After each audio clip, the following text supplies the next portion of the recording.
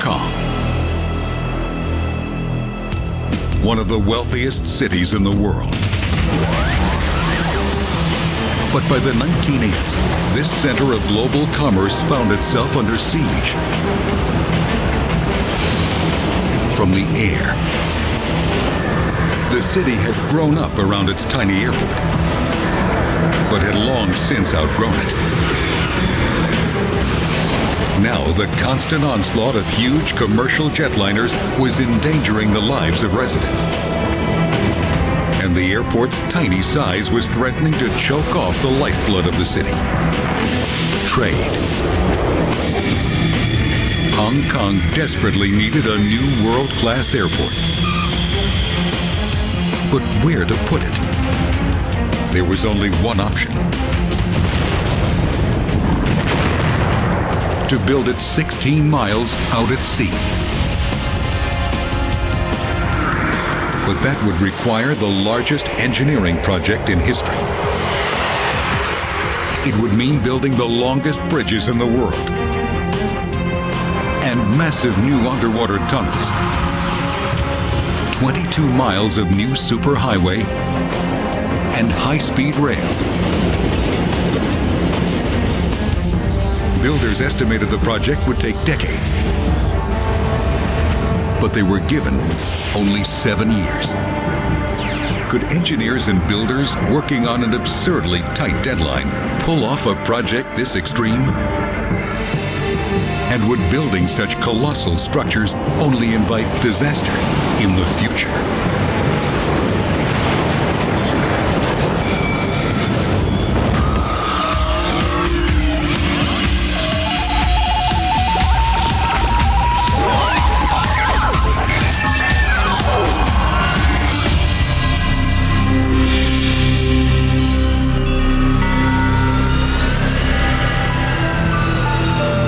July 6, 1998.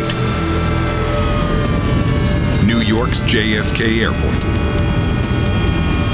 Cathay Pacific Flight 889 prepares for takeoff. It's bound for Hong Kong, but it's about to fly into a great unknown. The pilots have made this trip hundreds of times before, but never like this. Because even as the plane lifts off in New York, in Hong Kong, the airport, the culmination of nearly a decade of furious planning and construction. Hong Kong has just shut down one of the world's major international airports. And with planes en route, is moving the entire operation, staff and equipment, to a new one. In only 7 hours. It's the final hurdle in a 7-year race to complete the largest, most ambitious civil engineering project of the 20th century. It all began in the 1980s. And there was another enormous problem. Cargo. The airport had only one runway. It had become a major bottleneck to global trade. Hong Kong could not continue with its existing airport in terms of passengers, and even more important in terms of cargo. Hong Kong is the biggest international airport in terms of cargo in the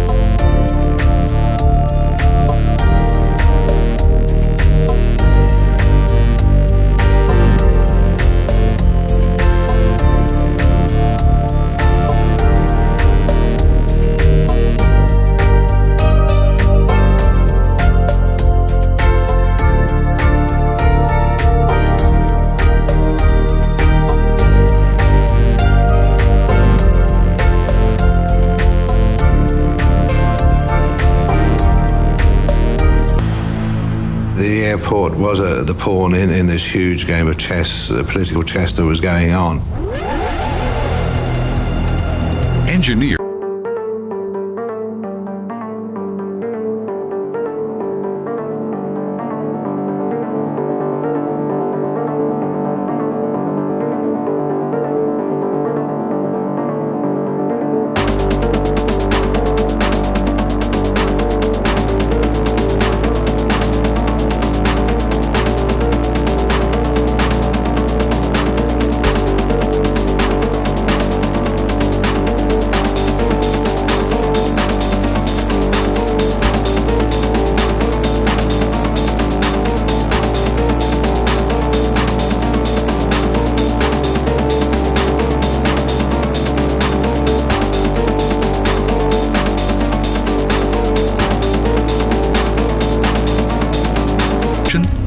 First, the mountains had to go.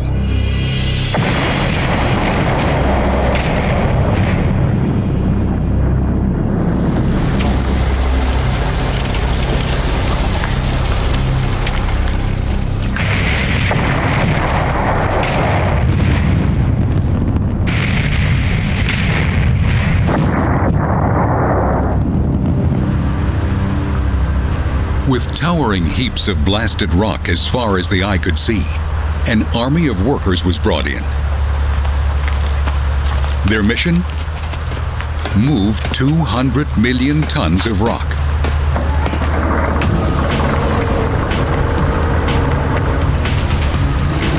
Commanding giant earth movers, they demolished the landscape.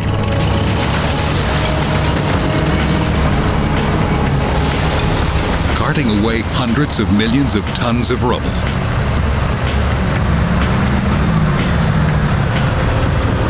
But all that material would not go to waste. It would soon be recycled as fill to turn the two small islands into a single larger one. But before that could happen, the sea floor needed to be cleared. For this task, a fleet of the world's largest underwater dredgers arrived on the scene.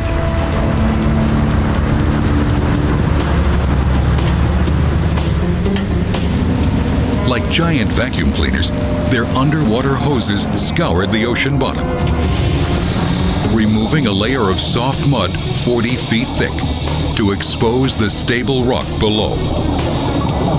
The cleared seabed provided a solid base for what was to come next.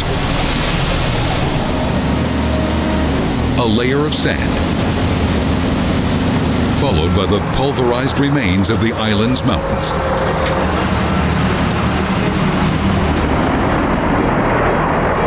With every truckload, the 1.5-mile gap between the two small islands grew steadily smaller.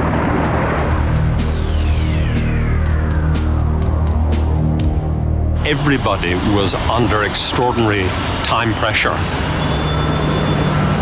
It was one of the world's biggest land-moving exercises in the history of the world.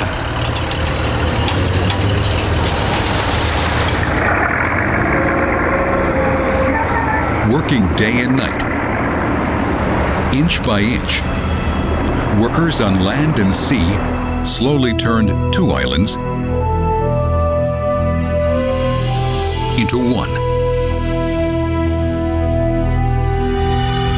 By the time they finished, the workers had moved 600 million tons of earth, enough to fill the Roman Colosseum 200 times over.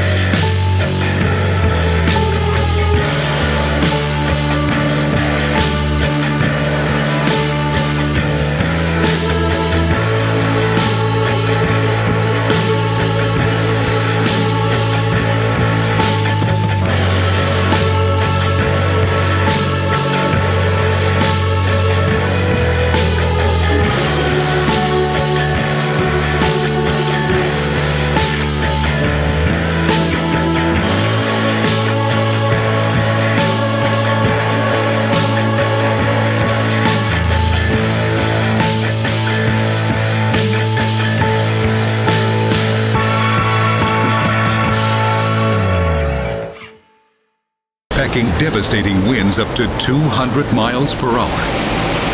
As many as 8 typhoons slam into Hong Kong each summer. Any bridge built here would have to first prove its strength.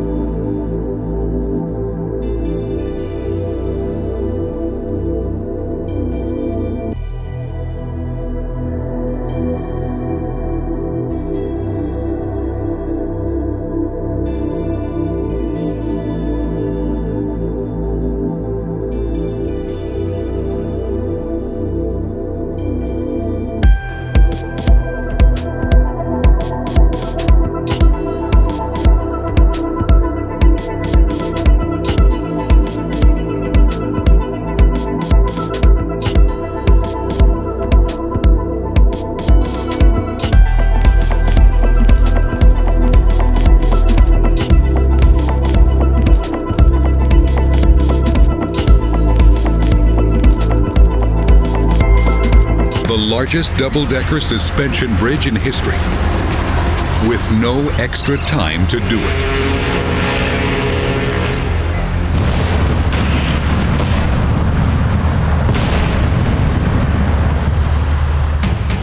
First, the building site was leveled.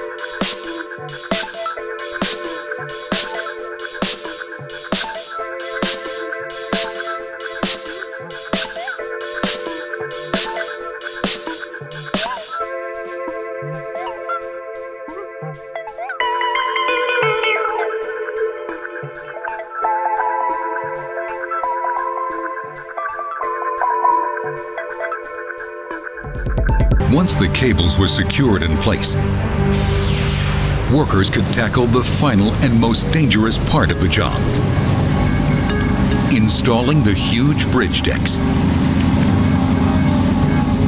Each prefabricated section weighed 1,000 tons and had to be hoisted from a barge on the water, 200 feet straight up. Starting at the center and working out toward the towers, builders painstakingly raised each deck section into place. Finally, 5 years after the project began, the bridge was complete.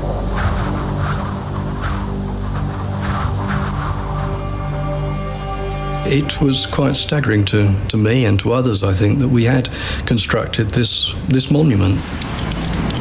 The sort of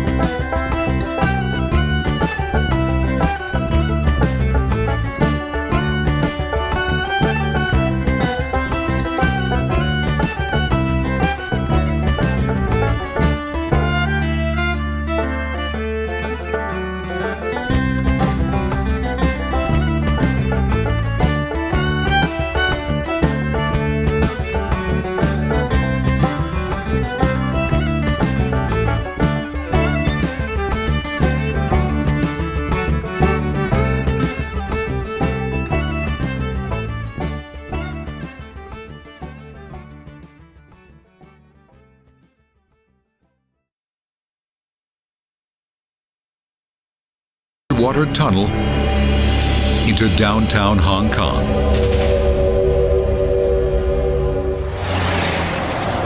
And yet, it wouldn't be enough. The new route would be great for cars and trucks, but it would do nothing for the 2.4 million people who use the subway.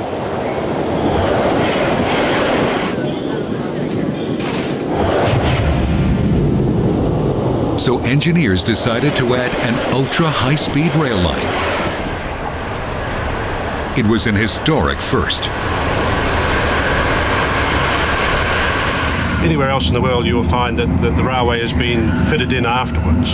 So we had an opportunity to design a railway in conjunction with the design of the airport itself. The new Airport Express would need a 15-acre station downtown. Hong Kong didn't have 15 feet. Planners were not to be denied. Engineers created 50 acres of new land in Victoria Harbour.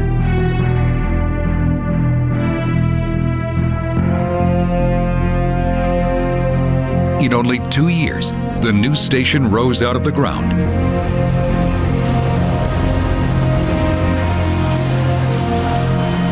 A foyer to the distant airport.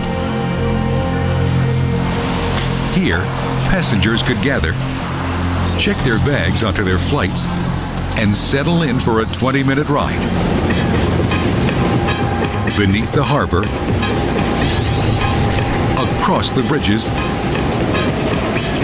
along the coast, and step off the train inside the world's largest passenger terminal.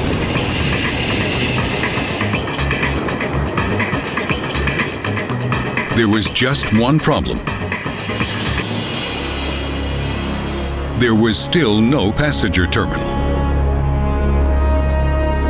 With only 2 years left on the ticking clock, construction finally began on the terminal complex. The plan called for the largest enclosed space in the world, more than a mile long.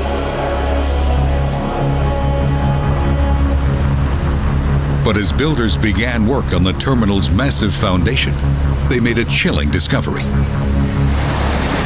Ocean tides were forcing groundwater up into the foundation. If not corrected, that groundwater would push the terminal off its foundation. All 6 million square feet of it. Engineers knew they couldn't fight the force of the tides. They needed to find a way to secure the building against that steady pressure. Using massive hammer drivers, they pounded huge concrete piles into the earth, each weighing 25 tons. The piles went through the landfill down to the ocean floor, effectively nailing the terminal to the bedrock.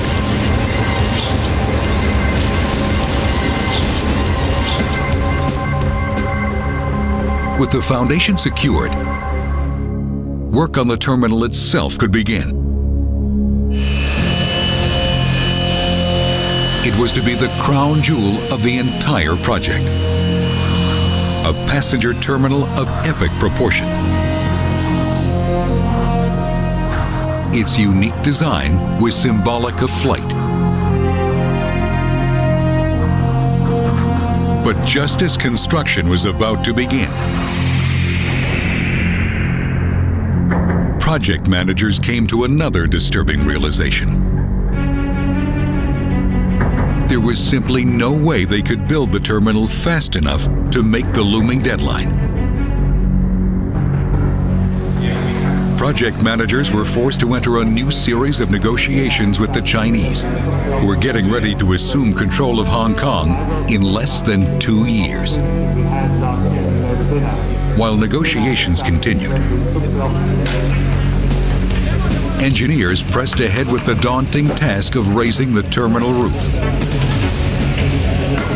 Luckily, the design itself was remarkably simple. It was made up of a repeating lattice of steel trusses that could be mass-produced on a gargantuan scale.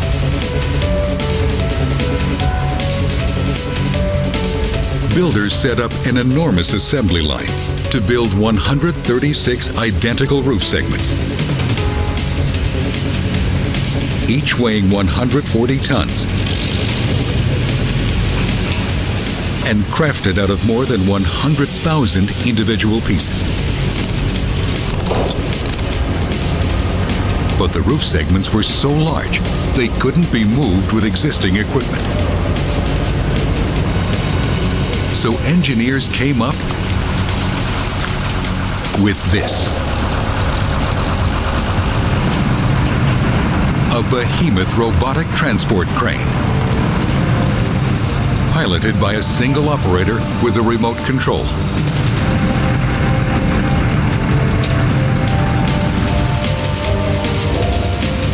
Once at the site, giant cranes stretching 20 stories high carefully lifted each piece into place.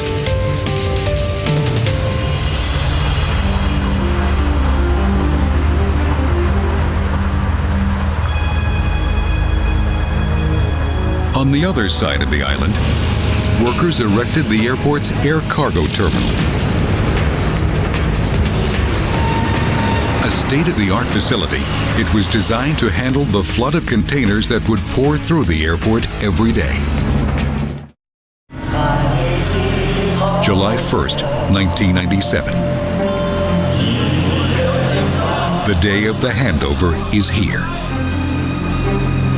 For the first time ever, a democratic society with a free market economy is turned over to communist control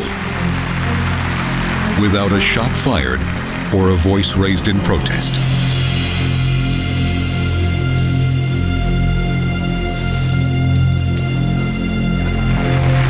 But there's a hitch. The airport is not finished. And now China is in the driver's seat. Engineers are afraid that the Chinese will pull the plug and abandon the project so close to completion. They do not. Realizing that the airport is crucial for Hong Kong's survival, the Chinese agree to 1 additional year to complete the project. But construction teams know that's not enough time. That's because the airport will utilize a vast array of new technologies, including new systems for air traffic control, flight information, customs screening, and security. The 1-year deadline leaves insufficient time for testing these new systems. But on July 6, 1998, time was up. 7 years of round-the-clock construction, a $20 billion price tag, and 10 million man-hours had come down to this. One final challenge. Perhaps the most ambitious of all. Shut down the old airport, divert all traffic, pack up staff and equipment, and relocate to the new airport in just 7 hours. Meanwhile, thousands of miles away, Cathay Pacific Flight 889 crosses over Hawaii. If all goes according to plan, it'll be the first plane to touch down at the new airport at 6:30 a.m. But for now, it's a Hail Mary pass. Because the new airport is still not operational. At 1:17 a.m., the runway lights at the old Kai Tak Airport are switched off for the last time. Goodbye, Kai Tak, and thank you.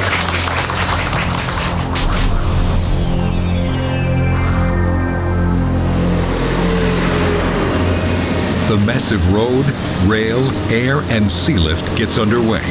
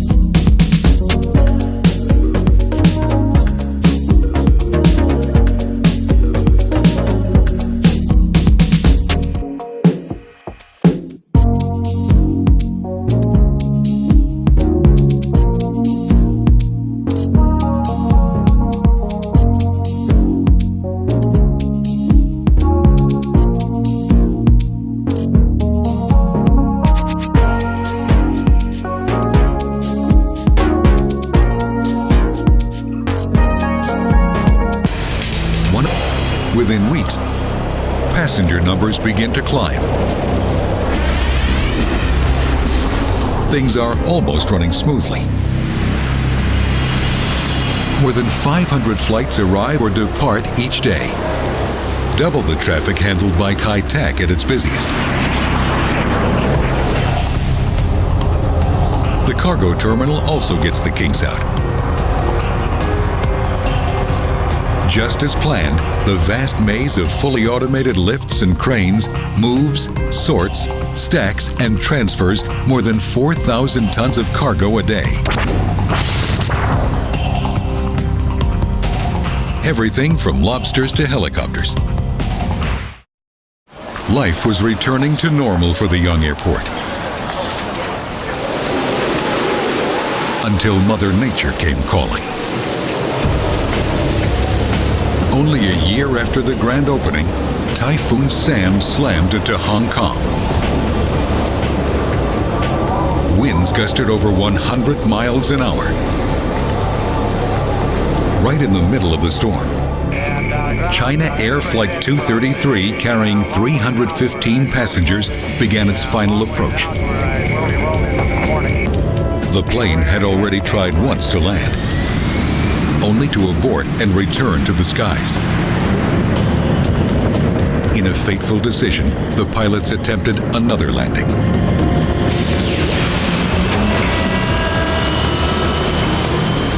In the final seconds, the plane's right wing suddenly dipped, colliding with the runway. The plane flipped completely over and skidded down the tarmac. Emergency crews rushed to the burning plane. Still, 200 people were injured.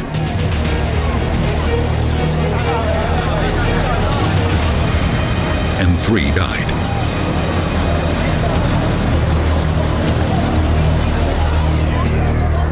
It was the first serious accident for the Hong Kong International Airport.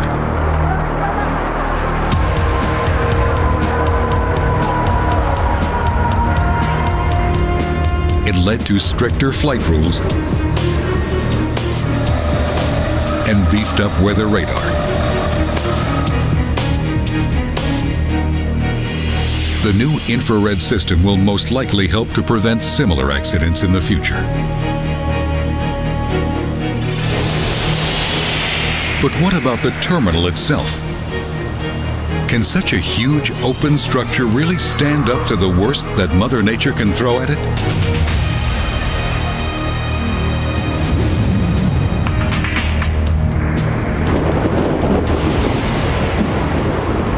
The year is 2010. A Category 10 typhoon with wind speeds up to 200 miles per hour bears down on Hong Kong.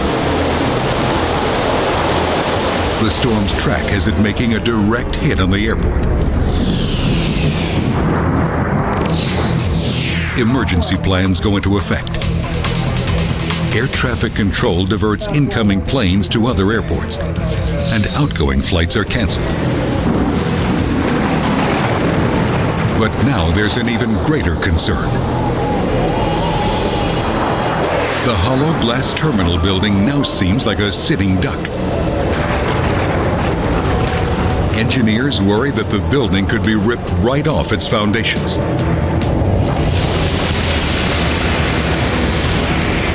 The building trembles and groans. And then, the sound of shattering glass.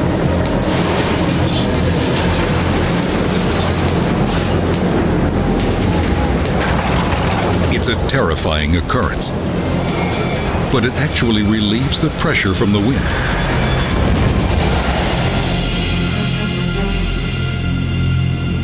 Possibly saving the building.